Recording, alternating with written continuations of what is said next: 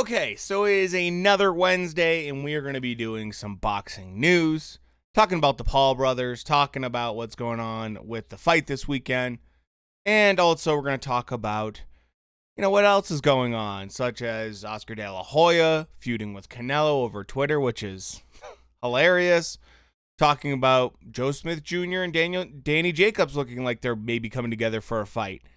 And then anything else you guys want to talk about, anything that you guys feel like you want an opinion on. Hey, Tap, what's going on, brother?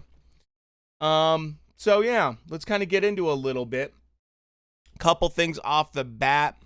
So first and foremost, obviously Tyrone Woodley has been announced as the next opponent for Jake Paul. I don't know a lot about Tyrone Woodley. I used to watch him back in the day. I see a lot of MMA fans kind of happy about this, feeling like he can get the job done. I don't know enough about his recent fight. Obviously, he's been let go from, or he doesn't work with UFC anymore. So there is some hope there, maybe, because he is a decent striker from what I remember. But in the end, we'll see how that all plays out. Now, the rules for Floyd versus, I keep getting mixed up, Logan Paul have been released. And we do know now what the different situations are in terms of gloves and everything else. All the fine details have finally been released about this. So I'm going to put this up on the screen so we can talk about this really quick. I think it's kind of what you would expect for a fight like this. I think it's pretty obvious that a fight like this is going to, people are going to make sure to protect their interests, aka Floyd, just in case there's some freak thing that happens. He's definitely going to make sure to protect himself and his legacy. So here's the rules right here. So according to ESPN, right now the current rules are no judges, no official winner. So even if someone loses, they officially don't lose, which, say what you will about that, I don't really care for that. Number 2, knockouts are allowed, which I think is a good thing. I think it's a good thing that we're going to have some knockouts in this fight. Number 3, referee decides if the fight is stopped. 12-ounce gloves. So, a little bit more pillow there for everybody. There is no headgear, which is good. I'm glad there's no headgear for this. And there's 8 3-minute rounds. So a light workload for a general boxing match. 8 rounds is pretty light. What's going on, Nassim? How you doing, brother?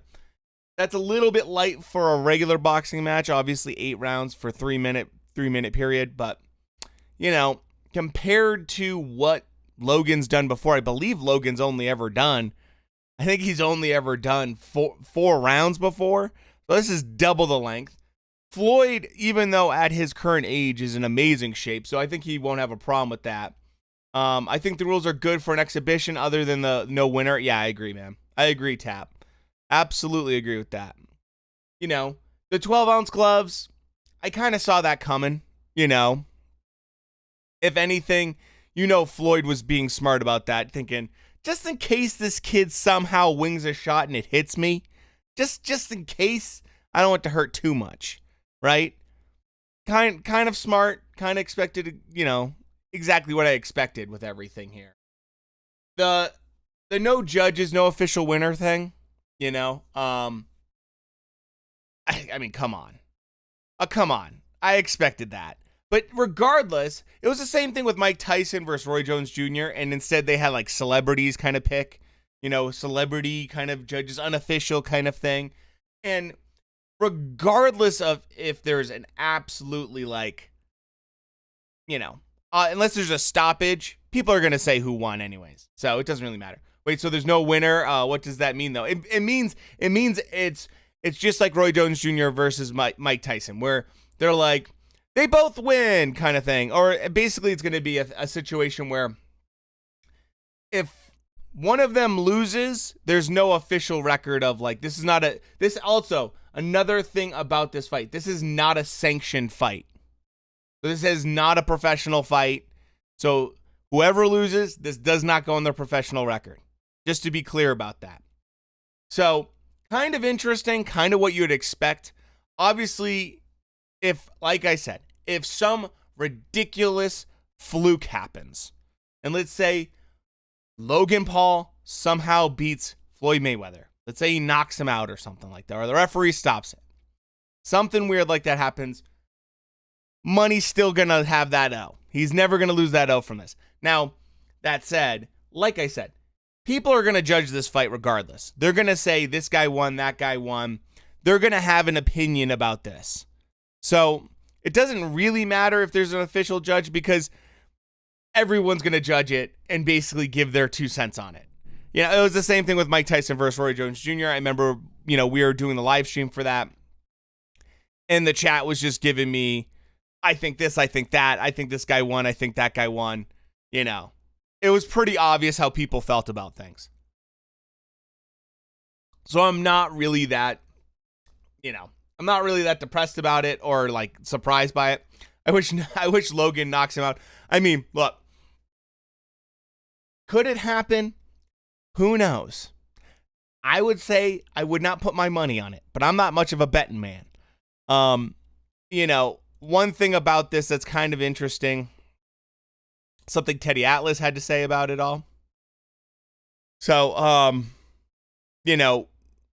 Teddy had a kind of take on it. He said Mayweather is in danger. They must have met Floyd's price of $100 million, which I believe they did pay Floyd $100 million for that. So Teddy Atlas on his YouTube channel, it's a money grab, but I think that anyone that has been in the ring taking the chances that Floyd did, they deserve to make whatever they can. I agree with that. I think that's a good take, Teddy.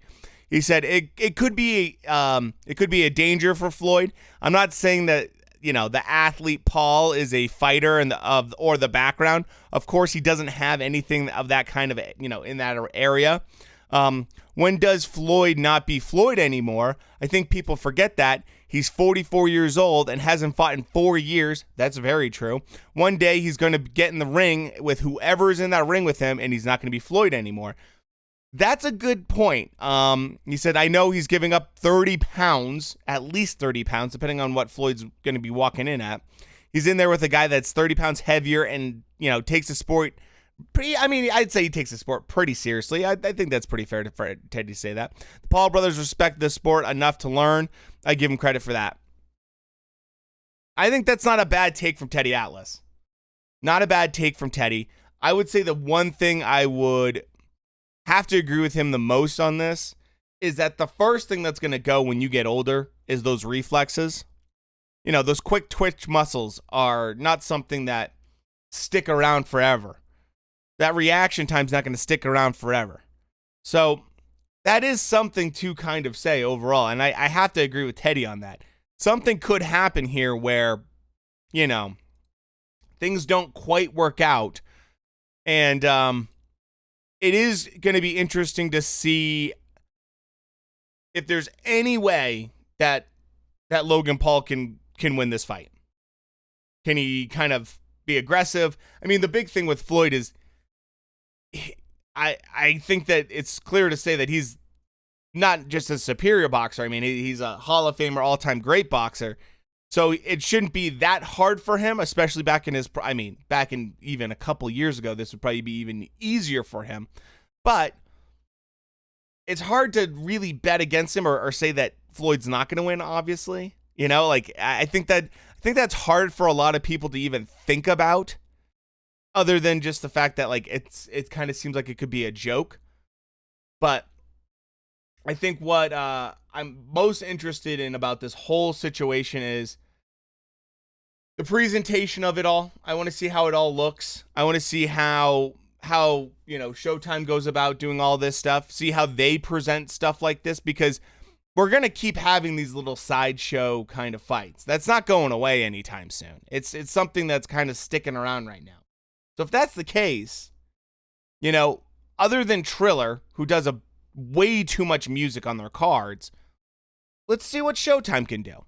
Let's see what kind of cards they do. I mean, when PBC does this stuff, when they have their cards, I like their cards a lot. Logan Paul just made a video on his YouTube. Go look at it. I will look at it. I actually am kind of curious about that. Who do you think will win in the Badu Jack versus John Pascal rematch? Cap, I have some bad news for you. Some really bad news. Jean Pascal tested positive for Mod God. Thank you so much for the follow, brother.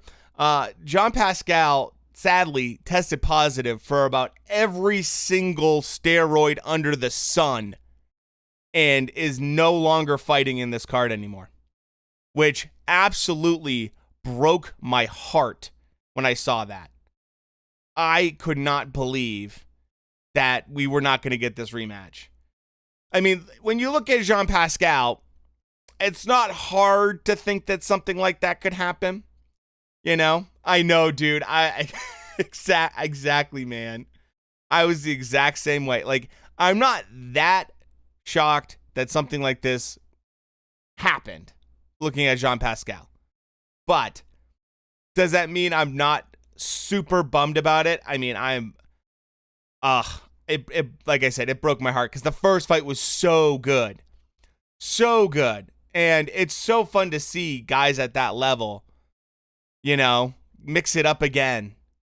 And so the question really there is, I know they're looking at filling in that card. I can't remember who they actually ended up picking. But yeah, there is a replacement for the fight. Let me look it up real quick. Which thankfully we will get to see Badu Jack. I'm a big fan of Badu Jack. So it's nice that they're replacing it. Who wants Logan to beat Floyd? To be fair, he isn't an ass like Jake is, but still, yeah, no, Mod God, I agree with that. I'll say this. I think you have to look at Floyd in a couple different ways. You got to be fair to Floyd. Number one, what Floyd shows you as his personality, right, to the public, it's obviously he's trying to play the villain. That's what he does. He plays the villain. It's a classic Ali line where Ali said 50% of the people bought their tickets to see me win. 50% of them bought their tickets to see me get knocked out. And that's what Floyd knows. He knows that. He knows what's going on. So it's not that surprising, But at the same time, it's hard for Floyd to even look like the bad guy when you're going against the Paul brothers. And there's so many people that hate the Paul brothers.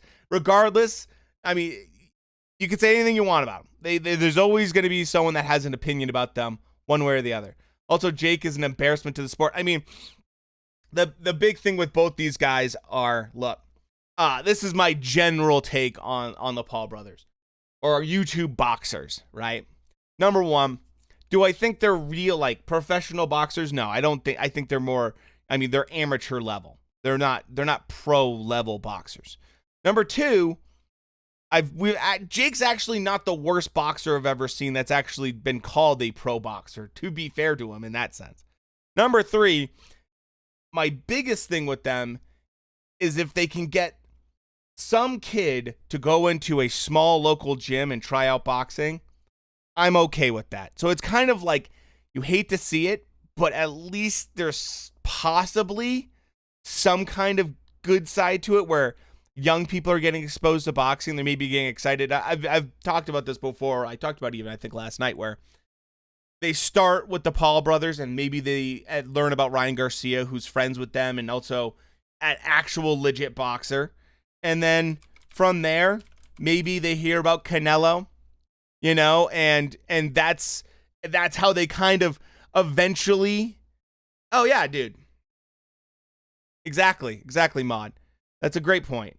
It's just it's baby steps, it's kind of like they eventually maybe get into real boxing. Maybe they just become casual fans. Maybe they're just casual fans and they end up watching Ryan Garcia and Canelo and a few people, right? That's okay. The Paul win, any belts? No, but new eyes to the sport. Exactly. I hate to say they're the worst thing ever for the sport when literally, actually, I'm going to bring up this really quick. I hate to say they're the worst thing ever for the sport when literally we had this story today I wanted to bring up with you guys talk about bad stuff for the sport. You know, it's like it's one of those things where there's other things going on that are really bad for the sport, like this. We have Oscar De La Hoya criticizing Canelo, saying he's ducking Charlo. And he's doing this all through social media. Now, granted, there's obviously no love between them, but just the way promoters are treating some of their current employees even, or how they're, like Bob Arum going off about how terrible Bud Crawford is, and he doesn't want to, he's sick of losing money on Bud Crawford. I can't put other people's videos up like that because it will get copyright striked, Nassim. I wish I could put other. I mean, there's a fine line. It's a really fine line with stuff like that. So what happened was, I'll get you guys some exact things. De La Hoya came out and just decided to make some comments about Canelo. Look how flat-footed he is. Look how, all this kind of stuff like that. And just basically bashing Canelo. And Canelo does a tweet at Oscar. It says, do me a favor and go fuck yourself. And it's like, so this is what Oscar said. He says, please, this guy does everything wrong. Head up when he throws hooks. On his heels, flat-footed. What else? Oh, and he avoids Jamel Charlo. Come on. I mean, come on, Oscar. Come on. So there's stuff like this going on in the sport, and people want to, there's fighters right now that literally we can't get fights being made that need to be made. And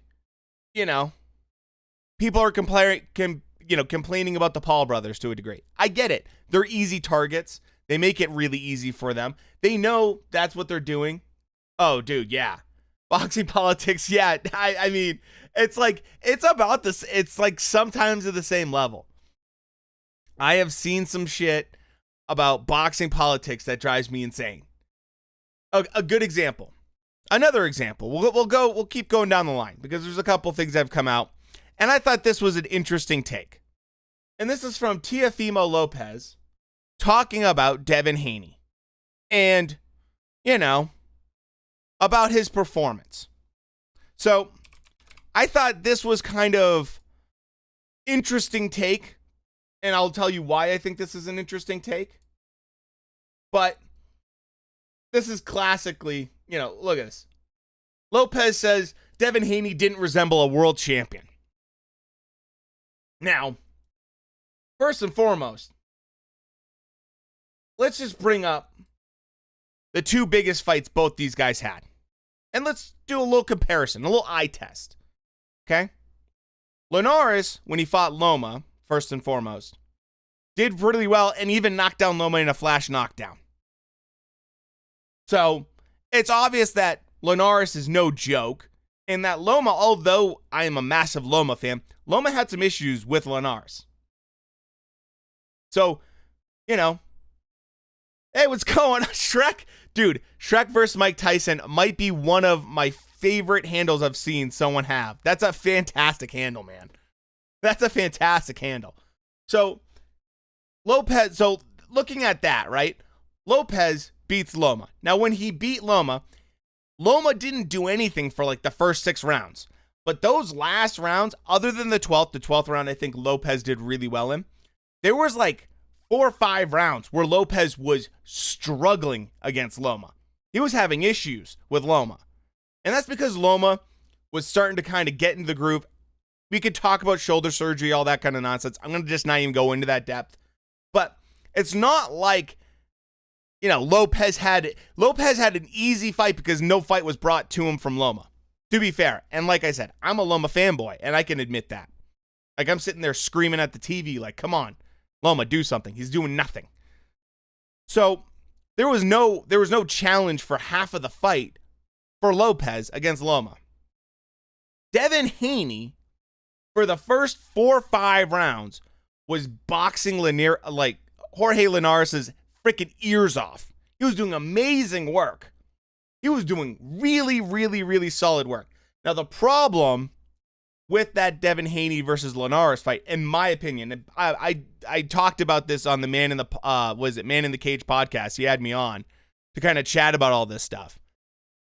And the biggest problem I had with Haney was he was fighting on the outside, a little bit in the mid-range, and having great success. Phenomenal success. He was slick. He couldn't get hit. His jab was just unbelievably accurate, sharp, looked great. Then he's decided, and I think this is where I saw a problem develop for him. I heard him go back to his corner, and his dad says to him, "Hey, you took his best punch," which was a lead left hook. And immediately, Devin says back to him, "Oh, he can't punch. He can't punch." And I said, uh-oh, this is bad.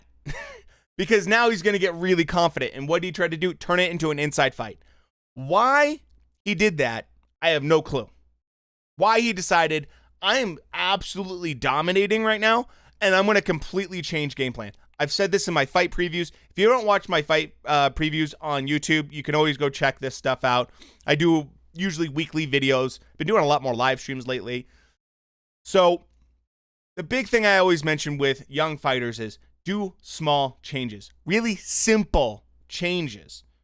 Don't do big changes, especially in the middle of a round, middle of a fight. Do small incremental changes.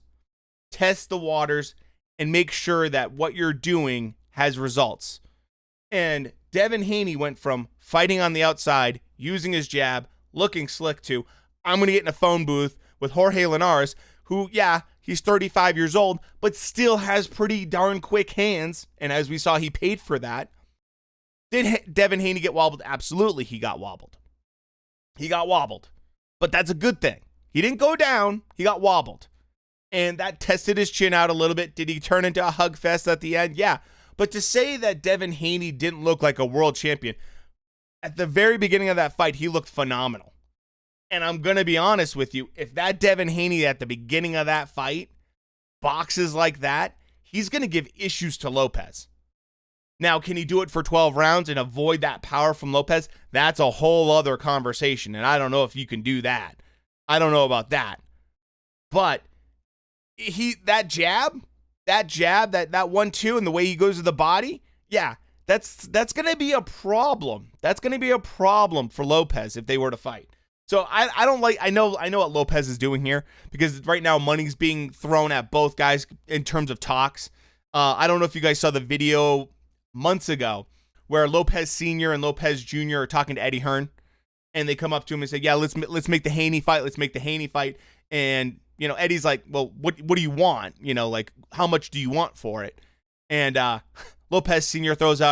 he just casually throws out $10 million.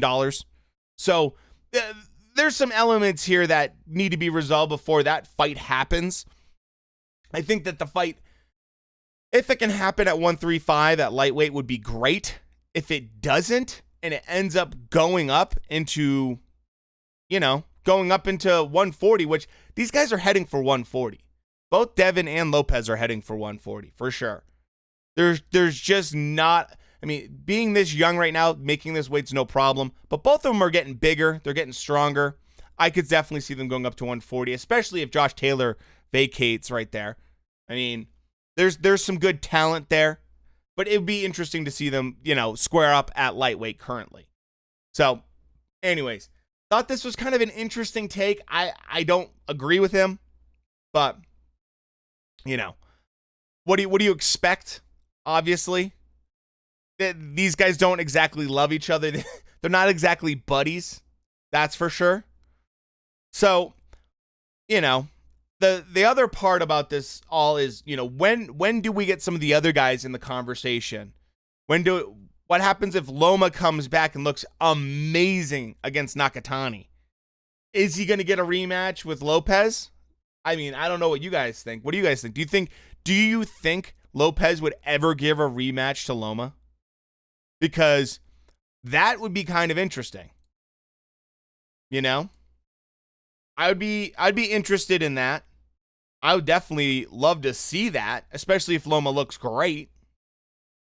Now, another no chance. Yeah, I agree, man. Rue, what's going on, brother? So, yeah, I don't think he'd probably, I think you're right. He probably wouldn't give him that rematch, you know, and for obvious reasons.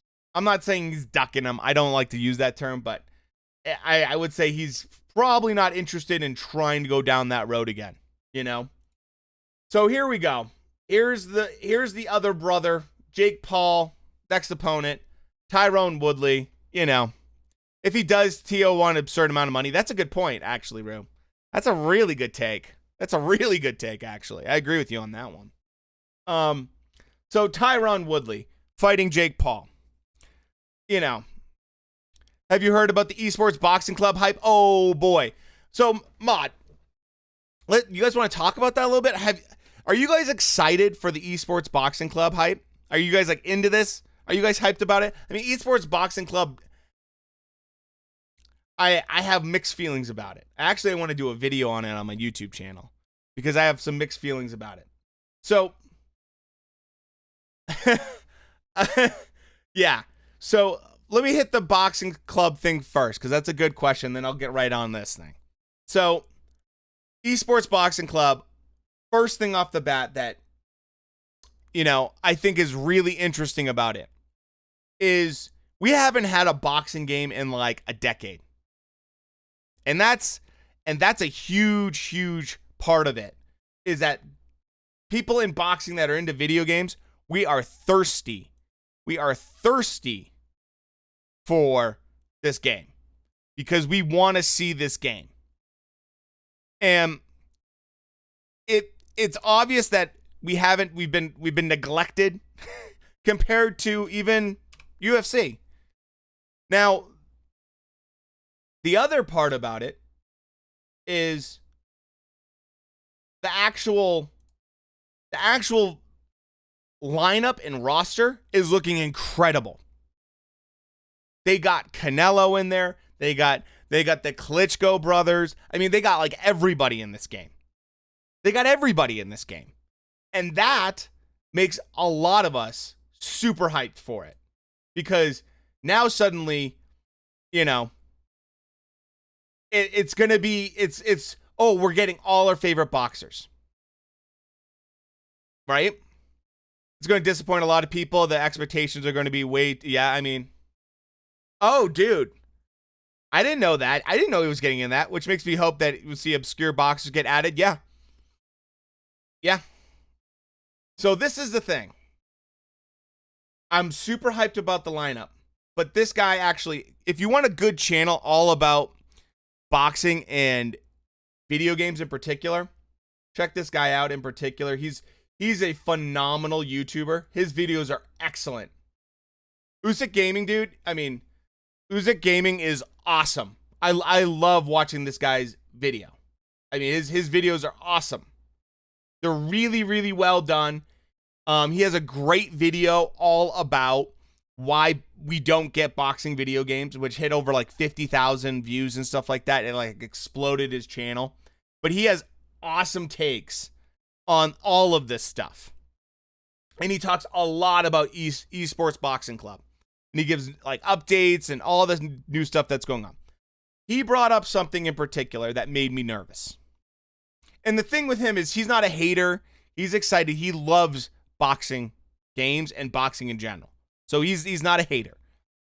What made me nervous is when he brought up the actual alpha game footage that they've shown so far and then deleted off their YouTube channel. And that made me nervous because initially I'm all excited about it. And, you know, they have the kind of flashier trailers that look a little bit more polished and everything like that.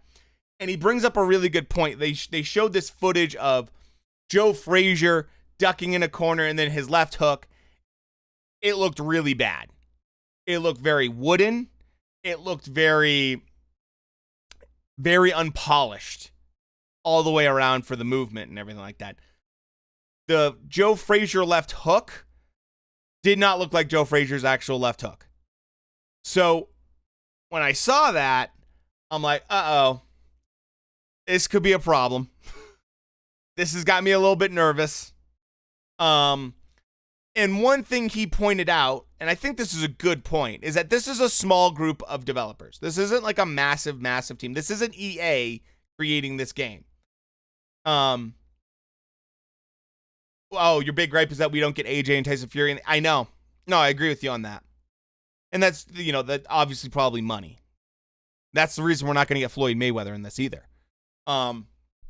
So he points out it's a small studio, and the big thing is, the reason that he's concerned is that when you buy out these many rights for different fighters for a roster like this, you have to spend a lot of money. And if all your money's going towards roster and not towards developers and development, that could lead to a bad situation. So that's one thing that he brought up and I thought was a good point, because you can always make the roster bigger, but to change major game elements is going to be harder, because people are either going to love it or they're going to hate it, especially when it comes out for something like that. UK fans never went, dude. Oh, you poor UK fans. You already had the Tyson Fury versus AJ fight fall through, and now this, I know. But hey, they're in an MMA, they're in a UFC by EA game, so there you go. You always play them as MMA UFC fighters, I guess. And I guess they're like in FIFA or something like that too. So I mean, there's that. But all joking aside, he brought up a good point that, like, it made me immediately flash to a couple games that have come out recently that I've been really hyped for. One of them was Biomutant that came out. Biomutant was a game that I was excited about, and I liked the way it looked. But now that it's come out, I've been hearing things like it's kind of mediocre. It's not that great. It's definitely not worth $60. So there's that. Let's say the game builds hype and then makes money. Then, yeah, exactly. They can make it so that where you can buy fighters and boxes. Yeah, getting a percentage like buying. Yeah, exactly. Fortnite skins. The big thing is, though, with the esports boxing, I'm getting a little bit of a vibe. Of Cyberpunk 2027 or whatever. Cyberpunk 2077, I was like super pumped for that game. Like, I was going to buy that. I was going to pre-order that game. And I said, no, don't pre-order it. You know better not to pre-order games anymore.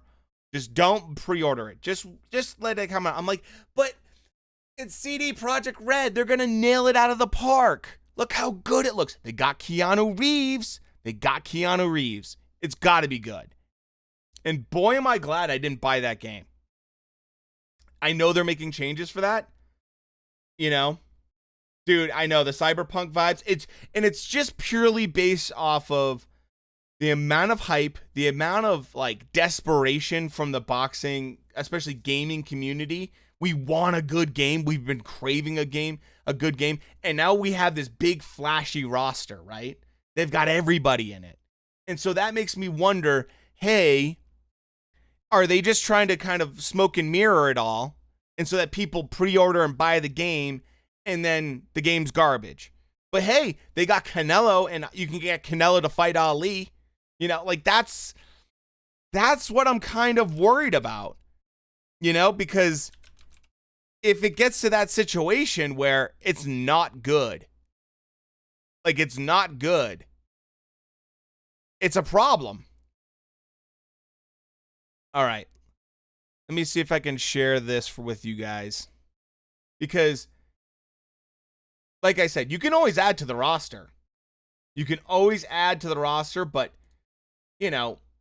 trying to get some of this stuff done is going to be, if the coding's not good, I mean, that's going to be terrible situation. So here's some of the roster. Let's go look at this real quick. So they have, Muhammad Ali, Sugar Ray Leonard. Oh, they're just not going to let me scroll on it. So That's what I'm worried about. Is that it's not going to be great, but who knows? I mean, maybe it will be. Here we go. Here's the full roster. So we have Muhammad Ali, Sugar Ray Robinson. Awesome. Love that. You have Sugar Ray Leonard. You have Joe Frazier, Rocky Marciano, Joe Louis, one of my all-time favorites. Floyd Patterson, Jack Dempsey. Riddick Bowe, Larry Holmes, Jack Johnson, Roy Jones Jr., Loma, Tim Bradley, Usyk, Marquez. Look at this roster. It's phenomenal. It is. It's a phenomenal roster. It's just champion after champion. There's so many amazing fighters here, both new and old. Hell, they have a good amount of even female boxers in this, which I like. This is a crazy good lineup. They got contenders like Virgil Ortiz.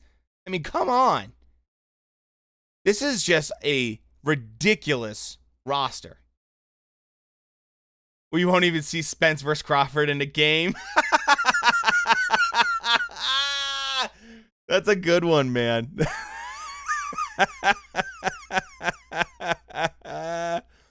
Dude, they have Lucas Brown.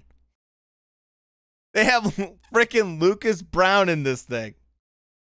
They got Ben Davidson.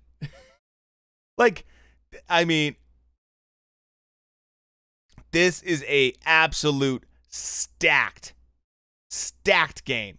They got Johnny Nelson. They got Johnny Nelson in the game. Come on, man. This is crazy. This is a absolutely stacked amount of roster here. And it just blows my mind. They have some small people in here. They have massive stars in here. They have everything and everything in between. So when you look at this kind of roster, it makes you wonder where all their money went. Because to pay for, some of these people I get some of these people. If you're going to go after, a Jason Rosario, like how much is he going to ask for? There's so many.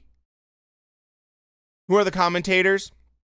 I know that Todd Grisham is one of them, I believe. But look, this is insane. Better not be Sergio Mora. Dude, Sergio, I know. But with this, and they have more coming. Great. That's great. They have more coming down the way. So, look, that's great. Boom, boom. Exactly. Yeah. I'm excited, but I'm nervous. Because this is a crap ton of money. Now, like I said, if you want to get Donaire, probably maybe Teddy Atlas. I bet you a guy like Linares is Regis Prograis. There's some people in here that aren't going to be too crazy. So Jake Paul, I want to chime in on this one. Oh, dude. So, Danny Jacobs probably wouldn't be that expensive, but when you start getting into some of these real expensive ones, Manny, what's going on, buddy? There's some serious money. We got Terrence Crawford in here. He didn't go cheaply. There's a lot of money spent on this roster of fighters.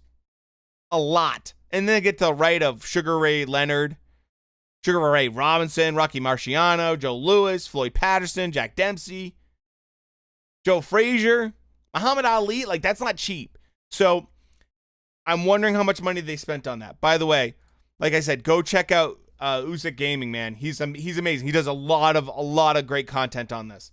So my whole thing is with Esports Boxing Club, buyer beware. Don't be the first person to buy it. Don't be the person to pre-order it. Oh, I know, dude. To your point, we're just talking about that. That is going to be, let's see, which image did I have that under? Right here. Tyrone Woodley. My only fear is that, oh, yeah, too ambitious. So, Shrek, that's actually what happened with Biomutant. Like, I was super pumped for Biomutant, and I think they were just too ambitious with their world because there's large sections of it that are just empty.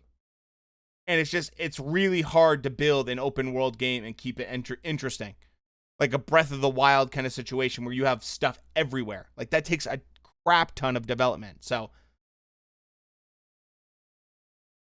I don't trust the one industry. The two industries we should not trust when we hear news about anything or when people get hyped for stuff. Number one is the video game industry, and number two, it's boxing. And this is both. Like, have we learned nothing?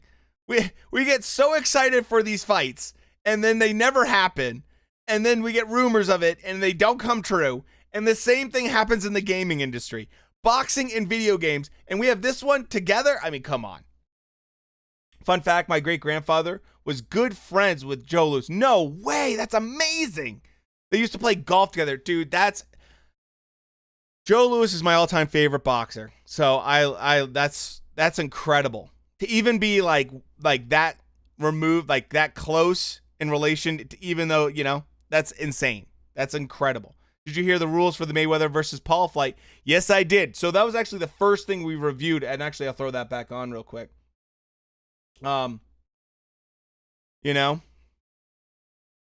Edgar, what's going on, brother? It'd be like that. And so, yeah, we have the Tyrone Woodley versus Jake Paul situation. I haven't watched Tyrone Woodley in years, so I can't comment about oh, he's amazing. Oh, I think he'll get the job done. Oh, he'll knock him out. I can't do that. I can't. You think Jake's gonna win Woodley? I mean, from what I've seen people say that are more involved in the MMA world, they think it's possible for Jake. It's interesting. It's kind of like you got people that are split in the MMA world where some people are no, Woodley's gonna get this job done, no problem. And then other people are no, Jake Paul's gonna knock him out. I watch every Jake Paul fight just to see him lose. Mini, yep. Jake seems nervous from what people are saying. I mean, he should be nervous. He should be nervous. This is his biggest step up yet, Jake is the only one watching washed up MMA fighters who are in their 40s. I mean, Woodley was probably going to be heading towards Bellator anyway, so this is a good paycheck for him, get paid, right? Jake wins shutout. Trust me, I know my stuff, dude. I don't know enough about Woodley, so it's one of those things. The contract has automatic rematch clause. If Jake loses, I'm sure. I mean, are we really that surprised? Especially considering the amount of rematch clauses that are going on right now in boxing, in general. Hell, we had a rematch clause for the White versus Povetkin fight. If Tyrone lands that overhand right, it could be I mean, that's the thing is Tyrone's not like Ben Askren. He's not Ben Askren at all. So it could be interesting to see what happens here. He's lost his last 4 fights, I think. Yeah, I mean, there's a reason he's, bound for Bellator right now. So, I'm not that surprised. But at the same time, who knows? It's a real question of it's always a question with MMA fighters, how good are they like an actual boxer, right? I hate rematch clauses too, Shrek. I absolutely hate rematch clauses. I get it when you're doing something as big as AJ versus Fury. That makes a lot more sense because you're talking about guys making obscene amounts of money and everything like that. I get that a little bit more because the rematch could just be just as much money. That's fair. But yeah, I agree with you. Especially against MMA fighter versus a YouTuber, there should not be rematch clauses. Would you guys say Woodley is out of his prime? Yeah, definitely. From what I understand, like I said, I am not a expert on MMA. I'm a casual fan for MMA. And from what I can tell, he's definitely is. Yeah, Wilder threw a wrench in that, dude. Oh my God. So yeah, real quick, here are the rules again for the Floyd versus Logan Paul, which we talked about like at the very, very beginning, but there's more people here now, so we can all talk about it. And I want to get your guys' opinion on this. Do you think these are good rules and fair rules for an exhibition? Do you think these are fair rules for an exhibition for Floyd versus Logan Paul? Let me know your thoughts on this. Because I have a few things I like, a few things I don't. No headgear, I like that. Knockouts are allowed, I like that. You know? The no judges makes sense. I mean, Minnie, my biggest thing is like, do you really need judges? Because everyone's going to make their own opinion anyways, right? You know, no winner, yeah, but the no winner is dumb. Of course it is, because no one wants to, it's not sanctioned. It's not a sanctioned fight. So, of course, they're going to do stuff like this. Because it just on the weird occasion that Logan Paul wins, Floyd still wants to have his out. You know? So, I mean, they're whatever, to be honest. Yeah, I mean, this is kind of what I expected. The thing that will be interesting is 8 rounds. 8 rounds is something that Logan Paul's never done in a fight. He's maybe trained for 8 rounds, but he's never done it. So, that's kind of interesting how that'll play out. Thoughts on Wilder versus Fury 3? I'm actually excited for it. For a couple reasons. So last night we were doing, I'm starting to do live streams now. If you guys are interested in this, I'm doing live streams for The Ultimate Fighter, kind of watch alongs for the different episodes. And we were talking about that last night. And the thing that's interesting about Wilder versus Fury 3 is a couple things. Number one, literally today, Wilder yet again still went, I think it was on Instagram Live, talking about, you know, the gloves and all the cheating that Fury was doing and yada, yada, yada, yada, yada. And it's just like, okay, so he's not over that. He still believes that stuff. You know? The other thing is, although I don't think there was any cheating involved, right? The biggest thing is, both guys have been out of the ring since they last fought each other. So they haven't been fighting since then. Neither one of them been fighting. So if that's the case, who's that going to kind of favor to a degree? Tyson Fury still needs to be slick. He still needs to not get hit. And if you've been out of the ring that long, granted, he came back and looked pretty darn good after a 2.5-year layoff and losing all that weight. But it just makes me a little bit more nervous for a guy that's got to be slick in the more boxer sense compared to a guy that just needs to land one right hand. So the other element to it all is I know people aren't happy about it compared to AJ versus Fury. That's totally fine. I'm not saying it's the same level. It's not the same thing. It's not the same thing. Especially for you UK fans. Not at all. So that said, we are getting what looks like Usyk versus AJ, and we're getting Wilder versus Fury. Those 4 are all top-level guys in the heavyweight division. So it's really hard to be mad in the sense that, yeah, Fury versus AJ didn't happen, but now we're getting Usyk versus AJ, which is the number 2 guy versus a guy in the top 10, wherever you want to put him, middle of the top 10 heavyweights. And then you get the number 1 guy versus a guy that's probably in the top 5, technically, by a lot of people's standards. So it's just interesting, and that's the part that I think is very interesting about the trilogy overall. You got Wilder in the trilogy. I mean, anything can happen with the right hand, but I'm gonna lean towards Fury because I always lean towards the boxer over the puncher. I don't think that Wilder's going to bring anything new to the table, but you never know. I think Fury already destroyed Wilder's mentally. Absolutely. I agree with that. But he's got his head back. Yeah, I mean, if you're not there mentally, that's for sure. People are underestimating Woodley so much, man. Toxic. I mean, that's the thing I think is what's making, like, people are talking about Jake being nervous about that fight. He should be nervous about that fight. He's not going in there against Ben Askren. He's going in there against a guy that's known for having some really decent striking. At least back when I used to watch him fight. I haven't watched him recently, but still, he's no joke. And, you know, we'll see. We'll see how it all plays out because Ben Askren, I mean, Dad Bod walked in there and hadn't been competing for a little while. So, guarantee he's not a body beautiful, but still, you know.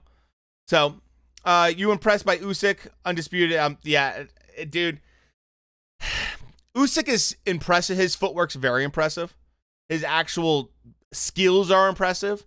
But the problem is that he's getting at the age where your legs aren't what they used to be.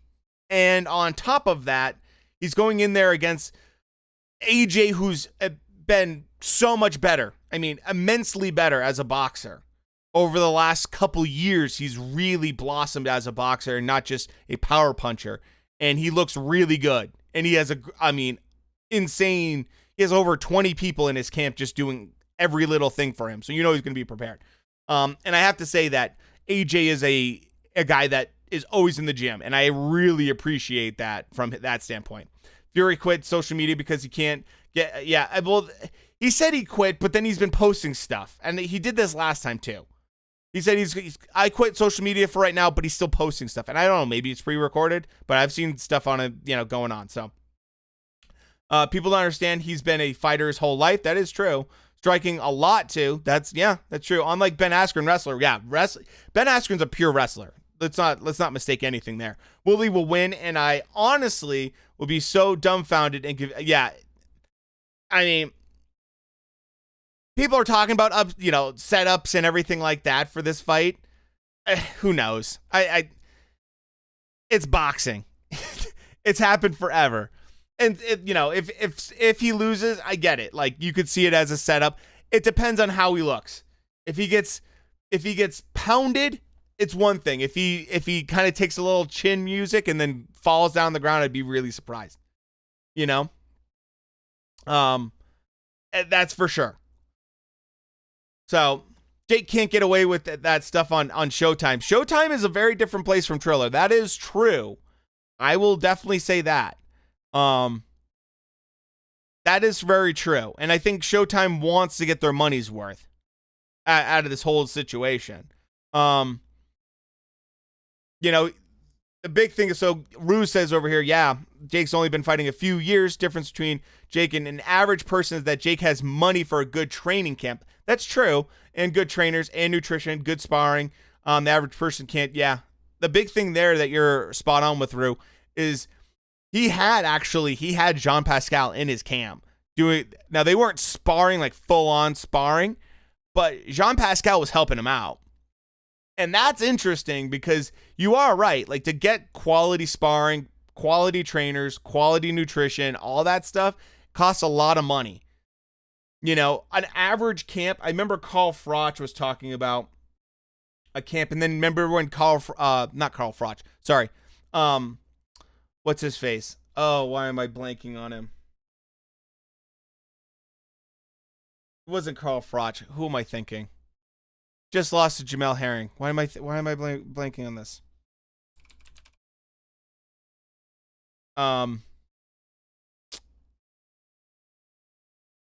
Frampton. Frampton.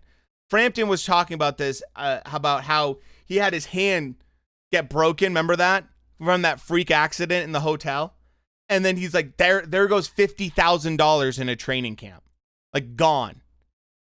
So that's why it's like, when that stuff happens, Jamel Herring, they're getting ready for that fight, and then Frampton's hand gets broken.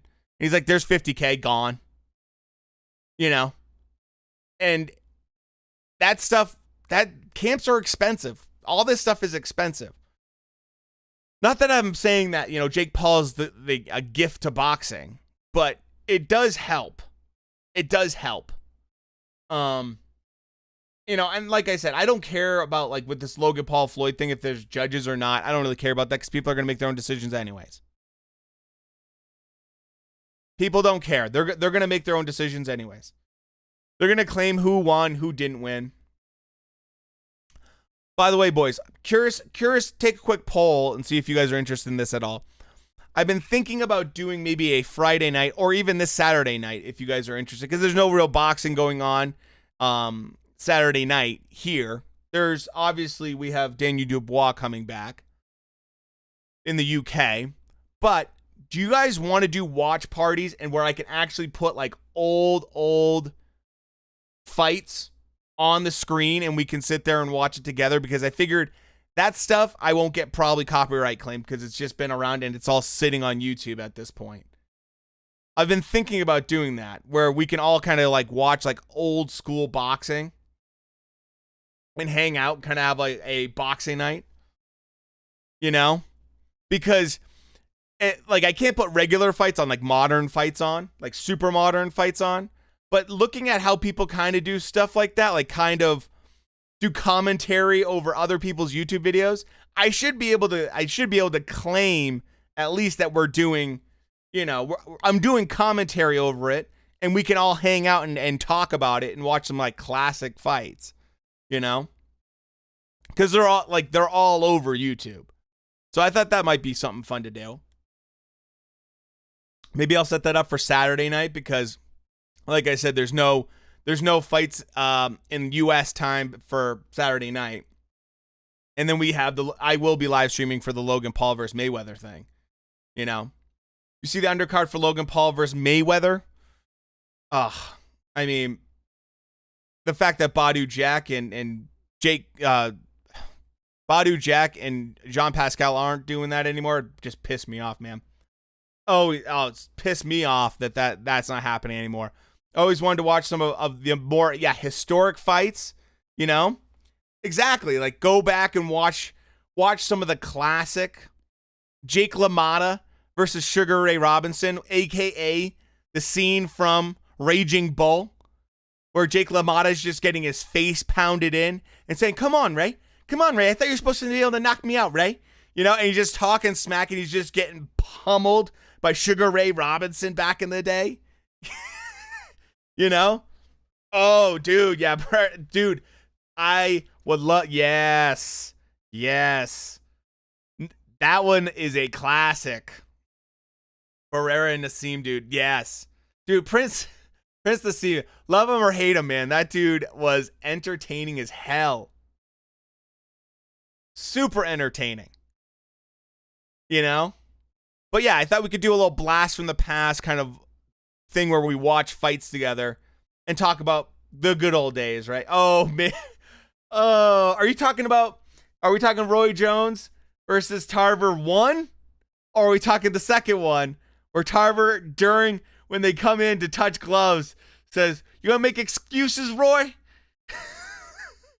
I mean, yeah, when Antonio Tarver, oh man, when he beat Roy Jones Jr., that was a sad day. And the saddest part about that is then Tarver goes on to get a role in a Rocky movie. So it's just like Tyson versus Butterbean. Dude, Butterbean was the best 4-round boxer out there at the time, man. He was legit. How about this? I got a better one for you, Shrek. What about Butterbean versus Johnny Knoxville?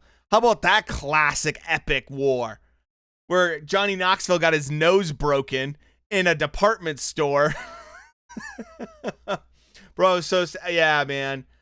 I mean, Roy Jones Jr. especially, like, he seemed untouchable. So yeah, I think a little fight party. I'll set something up for this weekend. We'll do something like that. You know, in the swap meet, dude. Oh my god, you had me at Butterbean.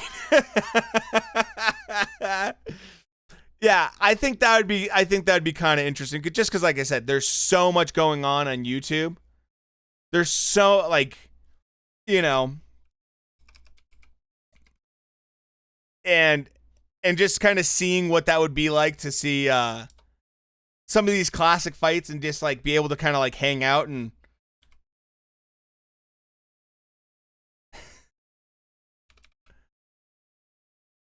be able to kind of like have fun with it all. Let's see. Hold on.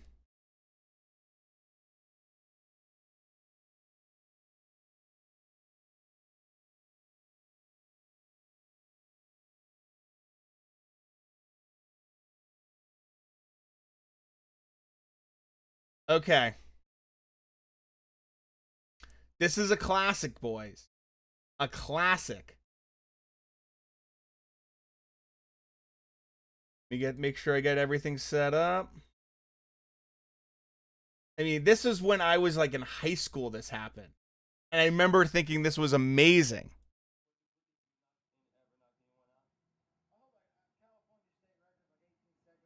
Butterbean versus Johnny Knox. I mean, say what you will about Butterbean, man. He was a beast.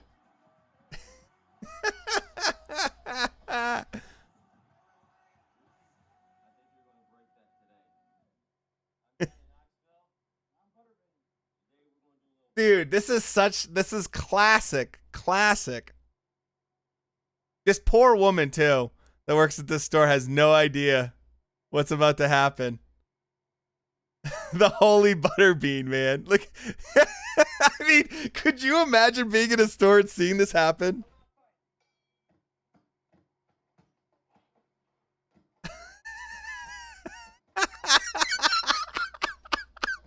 And they're just watching them get beat to crap. And I mean, Butterbean didn't mess around. It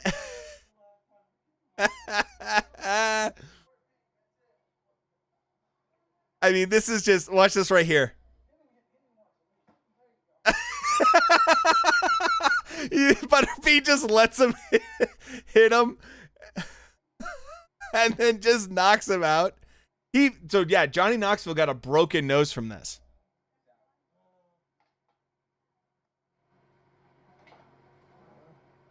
I mean, he got probably concussed from this.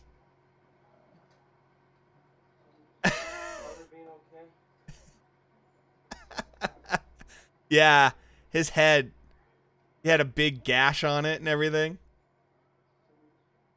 I mean,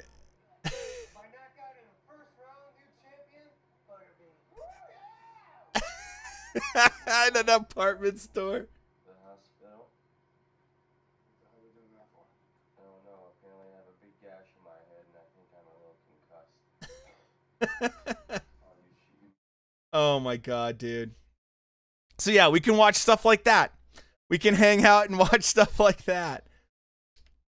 I thought you guys might enjoy it. Like, so I thought I'll have a different setup though. I'll have a different screen setup so the fight will be bigger. And that way you guys can watch it. We can watch it a little bit better than this kind of thing where it's a little bit too small probably if you guys are watching. I don't know if you guys are watching stuff on your phone or not. That'd be a little bit tiny, but we'll make it so that it's much bigger for you guys to see everything. But I thought that'd be really fun just to do some fights. You guys say a fight and then we'll, check it out and stuff like that. So we'll set that up for this weekend. If Jake Paul wants a real fight, Butterbean is there, man. Dude, Butterbean to be 400 pounds,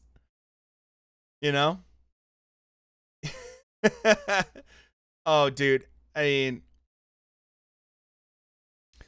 I can't. It's just insane. You're using the Twitch app. It's horrendous. It's so glitchy. Yeah, I know.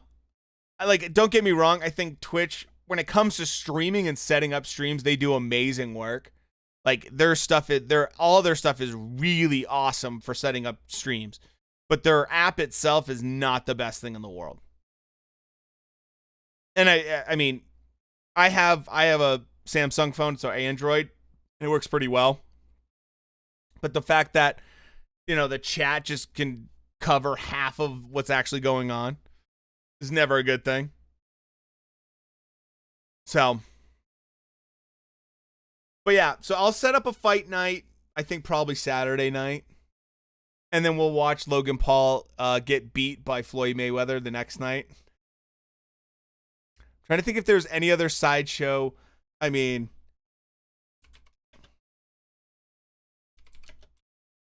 if there's any other sideshow fights I'm trying to think of. But I can't remember any off the top of my head right now. I mean, there's been a couple. There's definitely been a couple of those kind of freak show kind of situations. Oh, no, this is this guy. This one right here. Hold on. This is the one right here. This guy is like legendary for how bad of a fighter he was. This guy was so bad that like it was embarrassing. Now the quality is garbage, boys. I'll let you know that. But oh my gosh. Okay, you ready? This guy is the one guy that tells me why if this guy can be a pro boxer, then, you know, the Paul brothers can be a pro boxer. Jimmy Smith.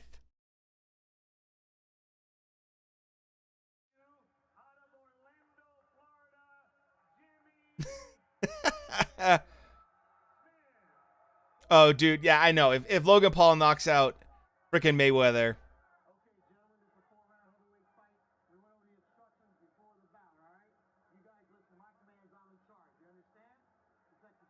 This is a legendary fight. I mean, legendary fight.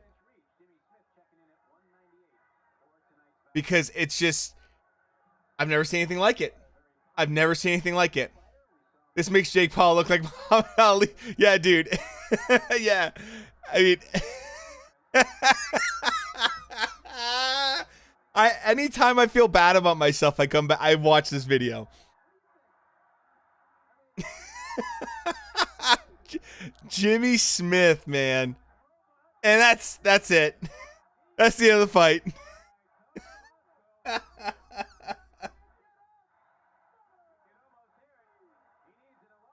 That's it. There you go. One of the worst boxers ever. And he was pro. He was technically pro. Oh, man. Yeah, spamming the controllers, right. Exactly. And it's just, I don't know who thought that would be a good idea.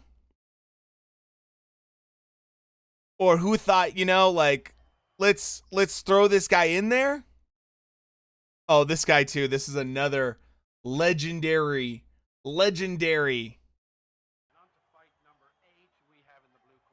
Elusive fighting. That's what he's creator of it.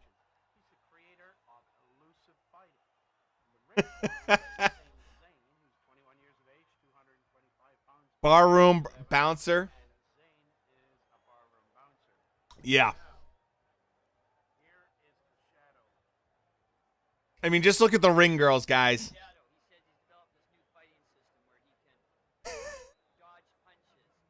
Have you guys seen this before? Oh my god, it's so good.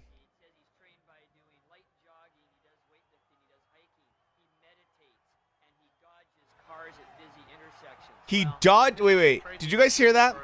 He dodges cars at busy intersections to train to box. If your nickname's the barroom bouncer, then you should give up boxing. Dude, if you dodge cars to practice for fighting. Well, part of it, he said. Now, Insane here is a bouncer from the prairies. Says he fights upon instinct. This is going to be interesting. This is so bad, dude. This is so bad. People can learn how to fight this way. They'll never get hit, and they can take out their opponent. Here it goes. Nice elusive moves. I see that working. Hands down. Now he's on the run. Really on the run. He's using the referee for a shield. I mean, come on, man. Elusive. I'll hide behind the ref. Look at that. I can't. It looks like it's fake, but it's real. There's ropes in the way. The ropes are in the way. He can't maneuver now. Nice footwork. Come on, buddy. Yeah, you can do it. Oh my god. Which way did it come from? Where did it come The commentary too is gold. My video sales will die. They will. Says, what's he saying there? Do I have some bugs to work out of this? I mean, look at him, him running around the ring. You know, John, if he didn't have those ropes, look at this. He could have just kept right on boogieing. But this technique could work in an open field. Look how he rolled This technique could open in an open field. This is a great technique. behind him quickly. So, And look at the ref. Look at so the ref. if you were in a field of cows, Oh my God. I'd say, Probably. But look at the ref. See? You don't use it. And Problem is, the fight keep coming. oh my God.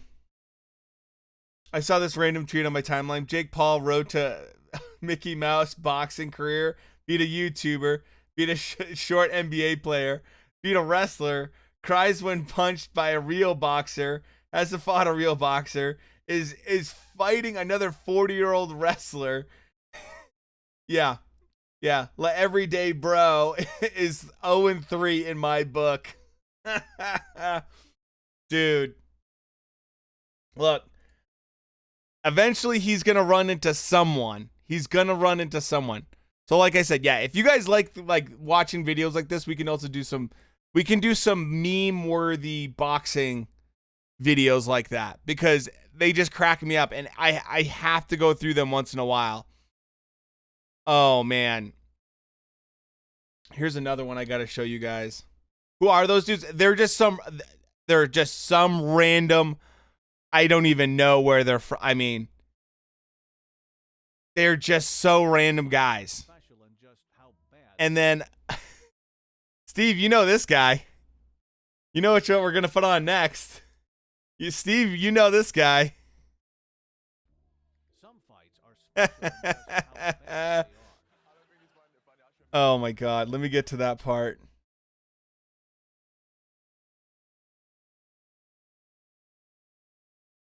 Yeah, here we go. I think we're a little bit past that.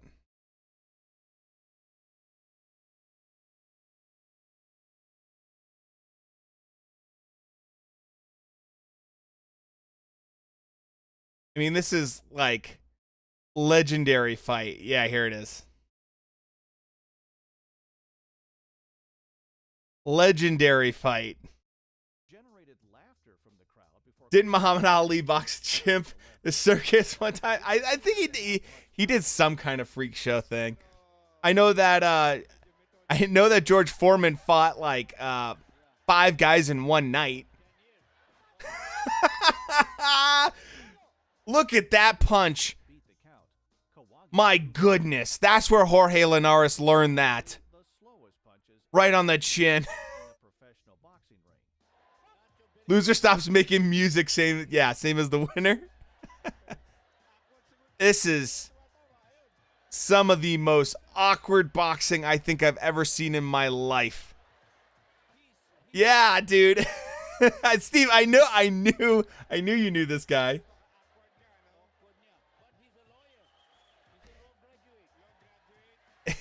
His punches are in slow-mo. With just under a minute gone in the fight, Olivas fell into the ropes, and Kawagi was awarded a TKO victory. My goodness.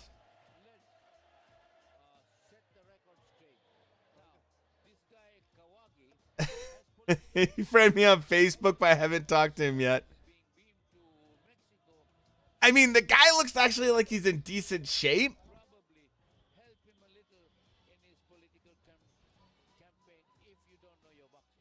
In 2010, Australia I mean, the guy actually looks in good shape, which is kind of deceiving because when I first saw him, I'm like, wow, this guy looks like he's actually in good shape. boxing fans and Danny Green were furious when Green's opponent, Paul Briggs, went down after 29 seconds of the first round. Yeah, I remember this. I remember seeing this. Come on, man. Come on. So, yeah. If you guys like this, we can do some more boxing videos, stuff like this. So Saturday night, So Steve, I don't know if you were here when we were talking about it. I think on Saturday night we're gonna start doing, or maybe Friday nights we'll start doing old school boxing. We'll watch some old school boxing matches together. I'll set it up and we can all watch fights together. Until I probably get a copyright strike eventually, but we'll do it. We'll do it until until something happens. Dude forgot where he was going. I mean, so yeah. I mean, there's so many meme worthy fights out there that have happened, and yeah, George Foreman fighting 5 people. Yeah, and you know what's funny is Ali was sitting in the crowd, like ringside. And after like the third guy, like George is getting tired, obviously, right? He's getting tired. And Ali starts yelling at him. You're looking a little tired there, George. You look a little tired. He started heckling him. We will have fun before your own, box fight with the DMCA. Exactly. So I used to have clips in my YouTube videos of older or, former fighters. So when I'd be doing like fight prediction, I'd be like, well, here's a video of this guy doing this. And it wouldn't even be the audio. It would just be the video and me kind of doing some editing around it and cutting it and stuff like that. I used to get stuff all the time that would come in, and I'd always fight it and I'd always win. So that gave me the idea, you know what, let's just try it. Dude, I love old school boxing too. Like, the real old school stuff was so fun. So I thought that'd be pretty fun. Let me see if there's one last clip I can find that we can talk about. I mean,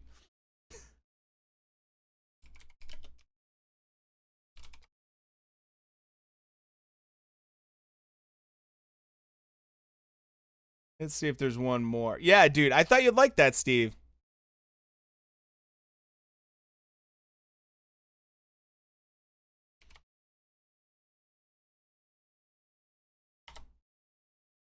Kind of all hang out and watch some of these guys that are.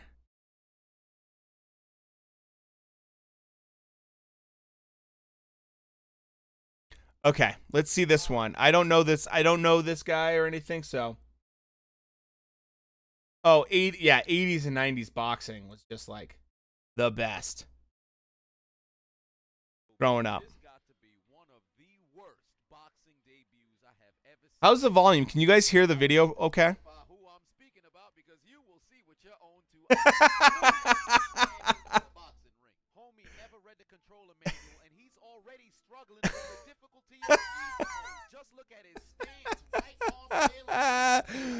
This, I mean, some of those old school fights are really good. Yeah, I mean, 60s, 70s, 80s, I mean, there is a lot of good fights going on.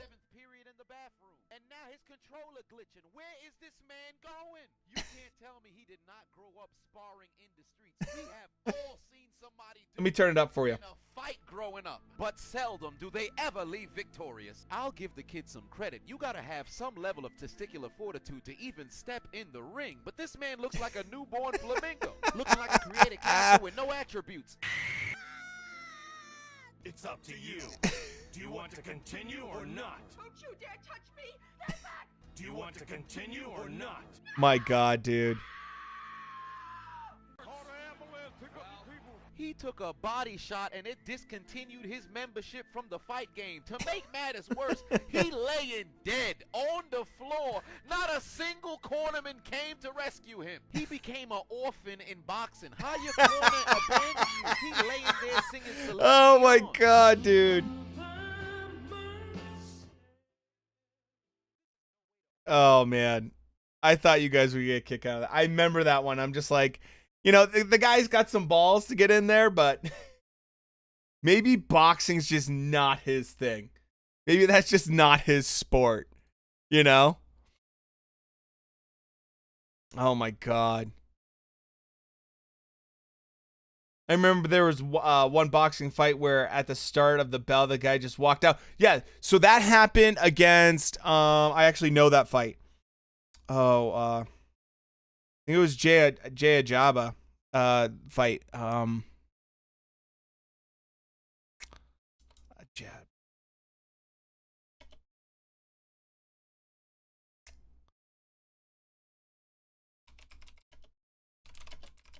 I know exactly what fight that is. Yes. Yes. It was this one.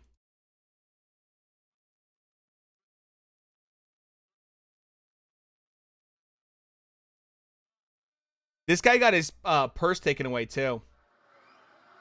And across the ring, his opponent fighting out of the blue corner. He comes in wearing the black and the green.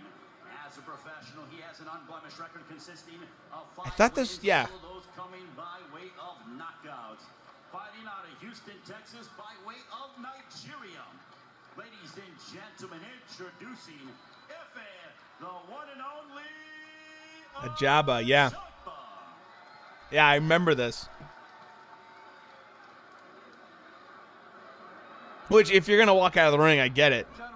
He's a scary dude, and he hits hard. He hits really hard. Right here. I gave you guys your instruction in the dressing room. I expect a clean fight and protect yourself at all times. Let's touch up. Good luck to both of you guys. It is a heavyweight matchup. I'm going to let you know when that man fights Efe Ajagba, do not blink. Yeah, exactly. I agree, Shrek. Four of them have been done in the first round. So he likes to bring an end to opponents in quick cannot believe this. He's like, I don't want any of that. And he just leaves.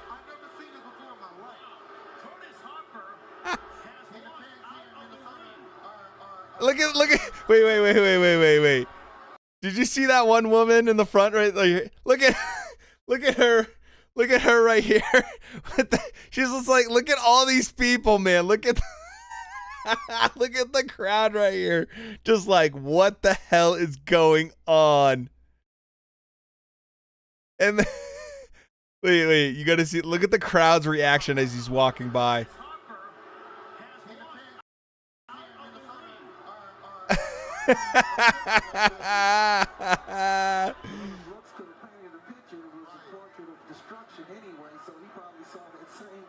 And he just decides, I'm out, man. I'm done. Exact moment where he realizes he should give up. Exactly. He's like, I guess I just won.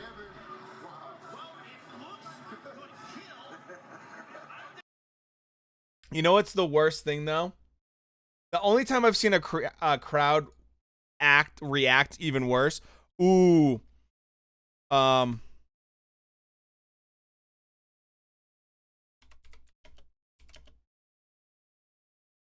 you guys remember this?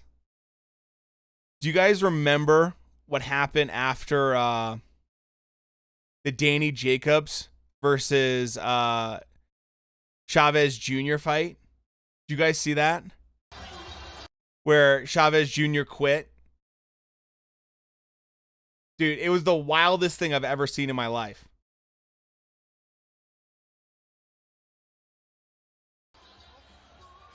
He's like, no, I'm done. Danny Jacobs gets the win. That's the second time that Chavez Jr. retires in the corner. He did it. And he's claiming he got a broken nose and that, like, Danny Jacobs, yeah, like, headbutt him and all this stuff. Now, what do they expect when they come to his fights? They might get something, but again, we know the track record. We know what happened. Things are being... We don't know just... And the crowd, dude, gets vicious.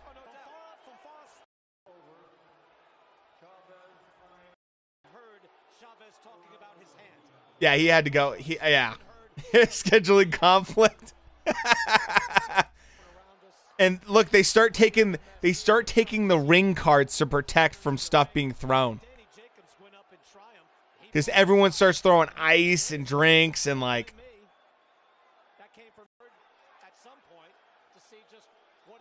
And We can ask him as well. Freddie's saying that he broke his nose and couldn't breathe. Chavez Jr. Well, Michael Buffer. Yeah, right here where he gets out of the ring, they go crazy.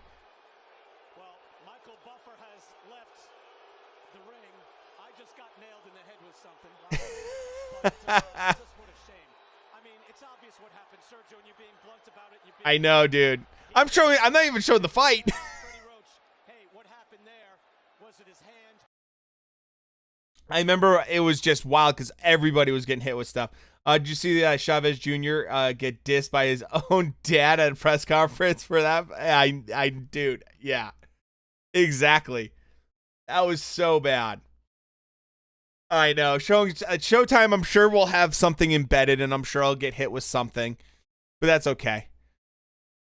Usually, actually, DAZN's pretty easy to combat. They're not too bad about me contesting stuff. PBC's probably the worst. Whenever I've used like clips from a PBC fight, they get really pissy and they're hard to go against. They always do stuff like that. So, you know, Eddie will be at your door either way. Good. Then I can ask him to his face who AJ's fighting next. And it better not be Dillian White or Andy Ruiz Jr. because we don't want to see any of that stuff. Give me Usyk or give me nothing. That's all I want. All right, boys. So I thought this would be kind of a news stream. Would talk about news, but there wasn't that much news to talk about, and we kind of spiraled out of that and just watching stuff on YouTube. So, Eddie, when Anthony Joshua loses the fight. Oh, I know, the amount of money, dude. The amount of money. So, I think I'm going to end the stream for tonight. We will be doing we'll do an old school boxing night on Saturday. And then what we could maybe do is like start doing it every Friday or something if you guys are into that.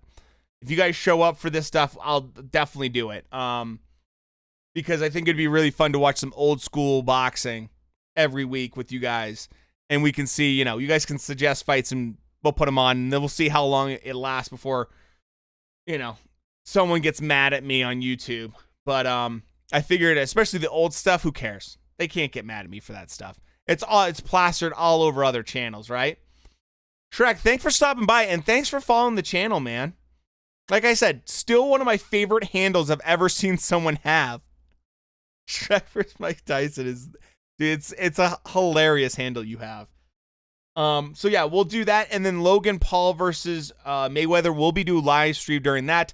Tuesday nights we're doing the Ultimate Fighter live stream, like watch along together. So if you guys are watching that at all, come hang out for that. So maybe we'll start doing, and then Wednesday I like to do news. So if we can we might be doing, we might be doing pretty soon a Wednesday night. We'll do news. Friday, maybe we do old school boxing. Saturday, we'll have kind of like usually a UFC or something. Maybe Tuesday, Wednesday, Friday, and Saturday. Maybe we'll start doing 4 streams a week. Holy smokes. But, we'll see. If you guys enjoy this stuff, I'll keep doing it. So nothing's better than hearing you say, I agree with you, Shrek. Dude, I know. It cracks me up every time, too. So we'll do Tuesday night, we'll do the Ultimate Fighter, that's just an hour long. Wednesday night, usually I like to do news. Friday night, we'll do old school boxing. And then Saturday nights will usually be either a UFC or a main boxing card. And we can all hang out with that. So thanks again for stopping by, hanging out, watching Butterbean beat up Johnny Knoxville and stuff like that with me. Super fun. As always, I really appreciate you guys stopping by and just hanging out and talking about this stuff and spending some time with me to just shoot the shit and watch some goofy stuff online. And we'll see you hopefully this weekend, man. Steve, as always, brother. Minnie, as always. Thank you guys. Yeah, old school boxing coming up on Saturday night, but it'll mostly be on Friday nights. We'll start doing that. And with that said, I am going to go see how my wife's doing, especially because my son's teething right now, so hopefully she's doing okay. May Butterbean be with you, and with you, Shrek.